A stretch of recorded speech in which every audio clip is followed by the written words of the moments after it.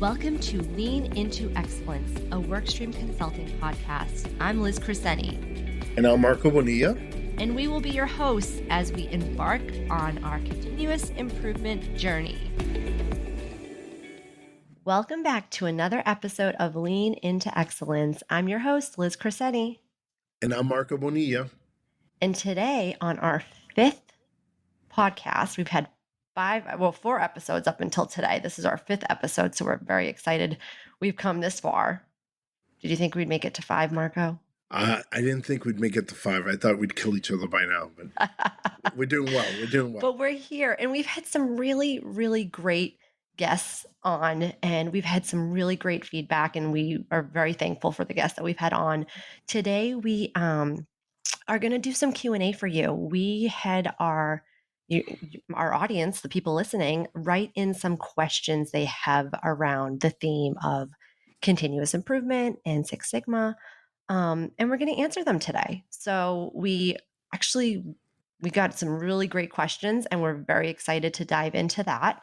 I'm glad that people are really curious and interested in how they can implement continuous improvement in their work. Yeah, no, that's kind of the running theme. And I think everyone knows how important it is. It's more of how do we execute this? And I think how do we is really the question. Right. I understand that this is important, this is needed, but it's taking that first step in that execution. So we will dive into that today because that surrounded a lot of questions we received. And we'll just jump in here and start the process. Sounds great, Liz. Let's do it. All right. So our first question of the episode comes from Dan in Memphis. So Dan wrote in, he said, how do you prioritize improvement opportunities within a company's processes? Great question, Dan. Yeah. So, yeah, absolutely. So one of the ways to prioritize, and it's really important to understand that every company has key performance metrics, right, for the year, for the quarter, something they're aiming to do. So the way you look at opportunities is how does it impact those key performance metrics, right? I mean, there's a focus for the company, and you want to stay on that focus. Yeah, and I think it's important before you begin is consider any constraints you may be coming across. Just kind of getting ahead of it. And then lastly, involving stakeholders in this decision-making process. You got to start early and you have to get their buy-in.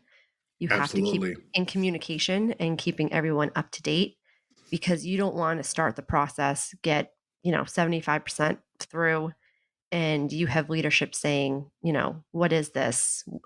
We weren't involved. And then all of a sudden they put the big kibosh on it. Right. So, you don't want to be in a silo during this project, right? You want to make sure everyone's on the same page. Yes, absolutely. Good question. And a great segue from our last question is this next question from Abigail in Vancouver. How do you recommend overcoming resistance to change within an organization when implementing continuous improvement initiatives? I think we all have experience with this. Yeah, great question, Abigail. So, high resistance to change always happens when you don't communicate effectively, right? Especially when you don't involve your stakeholders.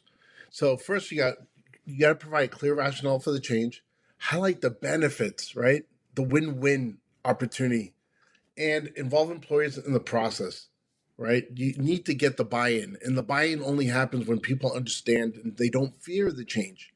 Yeah, that's the biggest thing is overcoming that fear, because if you're just coming in with change, it's human nature. It's resistance to change. It's not comfortable and it's not something that everyone's excited about. It's the fear of the unknown. So try to fill in those gaps for that unknown with as much information as possible. Obviously, you don't want to berate people and just overflow them with information about it. But I think it's important to tailor the messaging for who you're speaking to. Go ahead. No, I was just going to say you have like your leadership of, what they're looking for, right? They're more focused on, what is this going to save us? What is this going to, free up for us? What are the resources that are going to become available for this? And then also the people who are, even the hourly employees who you want to show this is how we're going to do this in this, what you're doing is going to make a difference, being able to tailor, some metrics or some real concrete data for them to Yeah. see what they're doing, just it will make everyone feel more involved and working towards a common good. Listen, the key is it's not change for the sake of change, right? Hmm. We need to show that they can be an improvement and we want them to come up with the solution, right? So this is us listening to them, really, right? Giving them the opportunity to improve their environment, the product, the service, the process, whatever it is. So you definitely need to highlight the benefits overall. Yes, absolutely. Great question, though, because I would say 99% of the time, maybe not 99% of the time, but more often than not, you're going to get some resistance and you got to be right in front of it Yeah, and just over especially early communicate. on if you're trying to change that continuous improvement mindset in a culture, in a company, well, you're going to have high resistance at first, right? Until people understand how good it can be or how better it can become. Hmm. Once that momentum starts, I think it'll be less and less resistance to change. Then again, you're still always going to have those few, right, that are always try to fight the system. But again, you need to get everyone involved, right? You need to get them to see the light. Yeah. And if this is, a company wide rollout, um, I would start small and basically pilot the initiative in an area that is going to, be a little bit more compliant and a little bit more open to this change. Because Right. if this is something that you're going to, like I said, roll out, you can show others what good looks like and have kind of Exactly. a playbook that they can go from and say, this is how this department did it. And this is how it was successful. And I always say, start small and then spread it out. But Yeah, yeah, absolutely. successful and not painful, right? Because Yes. even if you got to a win-win situation but was brutal, they're not going to want to go through that again, right? So you're changing the culture one bite at a time, per se. Yes, absolutely. All right. Our next question comes from Todd in beautiful Naples, Florida. He wrote in, can you share examples of successful continuous improvement projects and the impact they had on the organization? Take it away. Abs- Absolutely. So, some of the focuses that people tend to think about continuous improvement is in the manufacturing operation side, Hmm. with the cost initiatives, right? Increase in quality, reduce cycle time. But we need to consider that these techniques can be applied anywhere, right? We can talk about marketing, we can talk about business analytics, we can talk about HR. And I have an example in HR. One of the companies I used to work with, we had an issue with hiring candidates. The process was way too long. And what would Hmm. happen, we would end up offering a candidate a position, but they were long gone. Our process took too long, it was too cumbersome, and they just didn't have time to wait around, right? They had Yeah, they other got offers. snatched up from by Yeah, someone else, not necessarily better offers, but they someone got who responses. responded and kept the Yeah, process exactly. moving. Yeah. Exactly. So one of the crazy things that happens, and I think a lot of people will relate, is the number of touch points that the process of hiring a new candidate, not just the process of getting them in through the interview process, but the selection process and the number of signatures or sign-offs to get them in the Hmm. door. One of Yeah. one of these last projects I worked on, the HR director counted 30 touch points prior to submitting a acceptance letter. And, Wow. and I can't tell you how many weeks that was, maybe 4 to 6 weeks easily. I think Oh, it's yeah, places easily. less I than would say that. that even longer. That's crazy. But we were able to cut it down to two touch points and within a Wow. week or so turnaround. Significant difference when you're really trying to get the best of the best to come to your firm, right? Yeah. It's really, and it affects your brand, right? When they say, I applied here, but they didn't seem to care, or they must have a really slow process. I didn't hear back from them until I was knee deep in a new company. Yeah, and absolutely. I mean, they have review sites like Glassdoor and et cetera that you can, be upfront saying this was the interview process and you can say Right. it took too long. And, it definitely can affect the culture and the brand of the company if it's not a good interview process. Yeah, and you're not getting the candidates you actually want, right? Yeah. So, do you settle for second tier, third tier candidates? Well, if your process is so slow and cumbersome, well, that's what's going to happen. And hiring the wrong person can be a very expensive mistake. Absolutely. And you're not meeting the needs of the manager that you put forth the proposal for to hire somebody, right? Exactly. No, that's great. Can't believe they cut it down so shortly. That's fantastic. Yeah, it was actually pretty clear cut that we had issues with. There's two issues, right?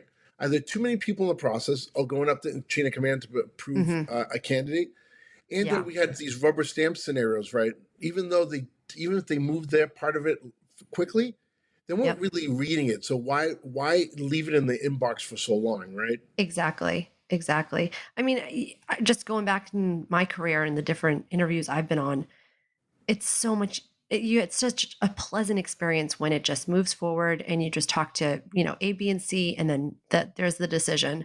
But when Yeah, you get dragged along and it's like, oh, we want you to talk to this person, you need to present to this person, and it's going to be 3 more right, months.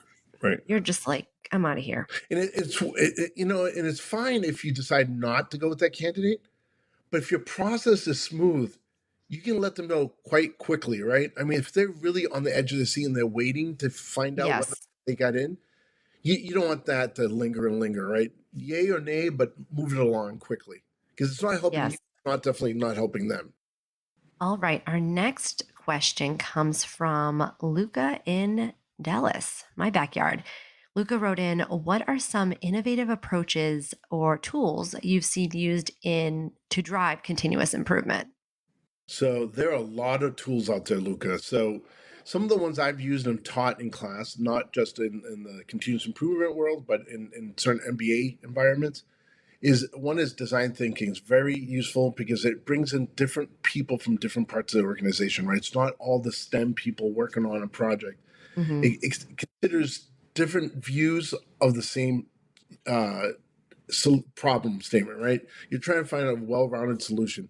Then there's agile, Kaizen events. Also have done many of those, right? When you bring Yep. people into a Those are room, great. a huge group, a pretty moderate group, and you deal with the problem at the moment, right? You don't last months and months trying to tackle a problem.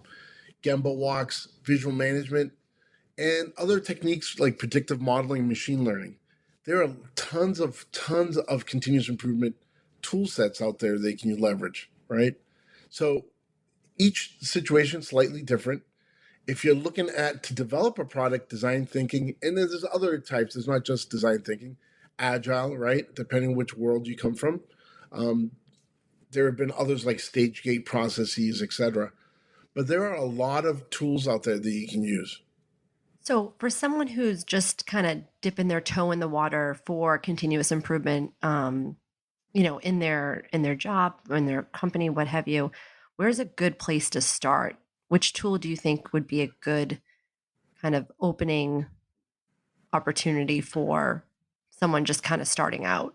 Funny you should say that. And I think we discussed this in episode 2, was it with Doug Bruce? And process mapping is always my first go-to tool, Hmm. right? Actually, technically, it's my second one. The discovery phase and actually understanding what the true root problem is really important because I know I've talked to people who have hired me and say, we know what the problem is X, Y, Z. And I said, well, why haven't you fixed it? Well, because it's not really the problem; it's kind of a symptom. So this happens all the time, right? So your key is the discovery phase, but the first real tool is process mapping. Tell me what the process looks like, at least in Hmm. your view, right? Yeah. Again, it's not a standalone tool in the sense that you shouldn't do it alone. Definitely have a group of people because your view of what the process is might not be exactly correct, or it might be slightly different of what someone else does, right? Yeah, So process exactly. mapping always at the beginning. Okay, that's good to know. And for our listeners, if you haven't listened to episode 2 and you want to dive into process mapping, please be sure to go back and listen because Doug does a great job explaining it. Absolutely. All right, our next question is Nick from Denver. He wrote in and said there was a new group that had a long term vision at their company, but it won't be effective for several years.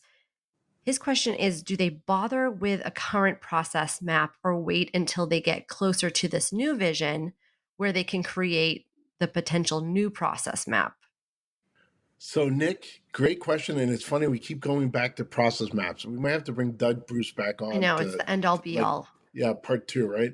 It's actually the beginning, The not the end beginning, all, not the but end but all, it's the the beginning, beginning. right? So the question is, and we hear this all the time: do we bother doing something now based on future decisions they've made or future visions?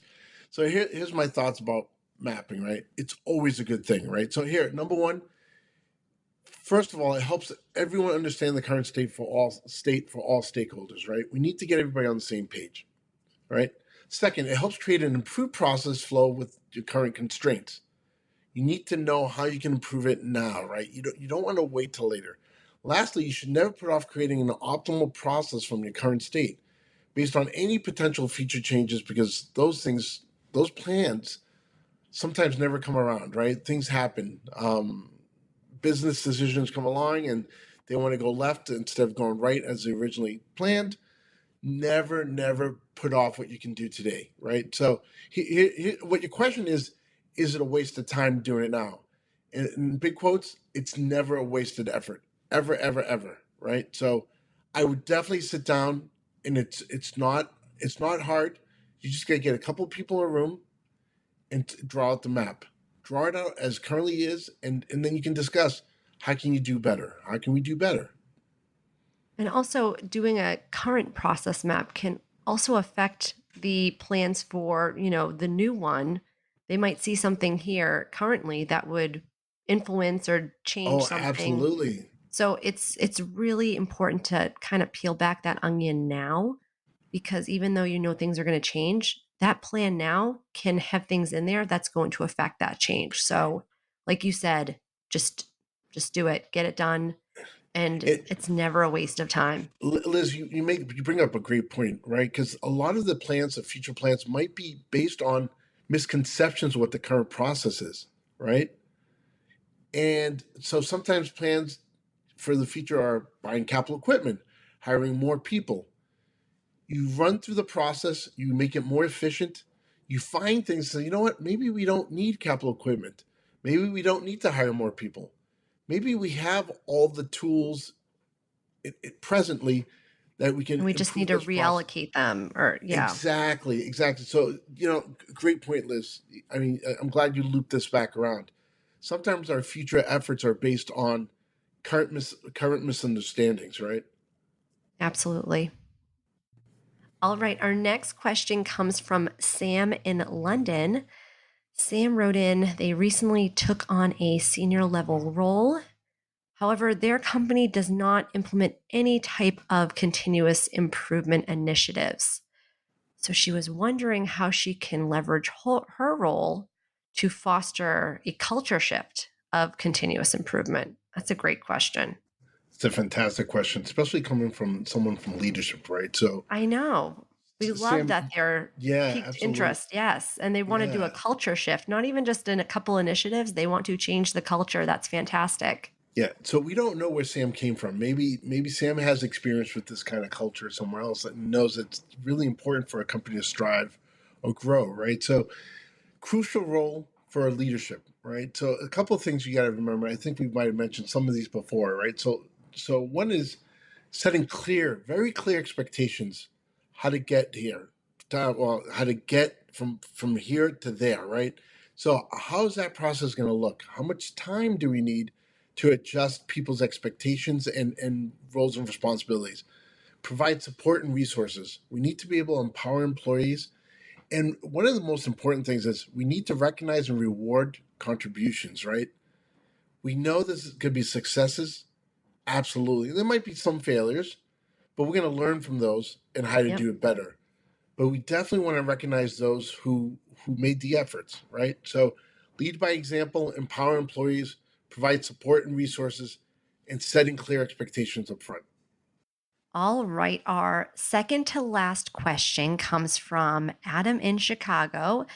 Adam wrote in, how do you sustain momentum and engagement in continuous improvement efforts over the long term? So, love this question. He's thinking long term. It's what we say all the time. It's not just an initiative, it's a culture shift, and it's not something that's going to, be a one and done. We want this to be sustained long term. So, Marco, what are your thoughts on this?